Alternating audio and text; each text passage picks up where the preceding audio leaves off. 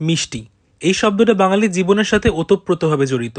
তাই আজকে আমরা এসে গেছি ইকো পার্কের বাংলা মিষ্টি হাবে ওদের মিষ্টি ট্রাই করতে। কলকাতার সমস্ত ফেমাস মিষ্টি ব্র্যান্ডগুলোর ওয়ান স্টপ ডেস্টিনেশন হলো এই বাংলা মিষ্টি হাব। সো আমরা আমাদের মিষ্টি এক্সপ্লোরেশন স্টার্ট করে দিলাম কেসি দাসের ব্ল্যাক কারেন্ট রসগোল্লা আর স্ট্রবেরি রসগোল্লা দিয়ে।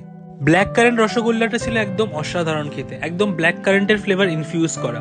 আর স্ট্রবেরি রসগোল্লাটাও ছিল একদম জাস্ট দারুণ খেতে। এরপর আমরা বাঞ্ছারাম থেকে নিয়ে নিয়েছিলাম মিহিদানা টার্ট আর কাজু রোজ, দুটোই খেতে একদম জাস্ট অসাধারণ ছিল। গাঙ্গুরাম থেকে ট্রাই করে নিয়েছিলাম গুড় গুলাবপাত্তি আর বাদাম বাটারস্কচ। তবে আমার বাদাম বাটারস্কচটা খেতে জাস্ট অসাধারণ লেগেছিল, একদম ডিফারেন্ট। এরপর বলরাম মল্লিক রাধারমন মল্লিক থেকে নিয়েছিলাম বেক সন্দেশ আর নিয়েছিলাম গঙ্গুরাম থেকে পটল সন্দেশ, যার মধ্যে ছিল আখের রস ইনফিউজ করা। এত মিষ্টি খাওয়ার পর ফাইনালি আমরা ট্রাই করেছিলাম কেসি দাসের ফেমাস দই বড়া, এবং দই বড়াটা খেতে জাস্ট অসাধারণ।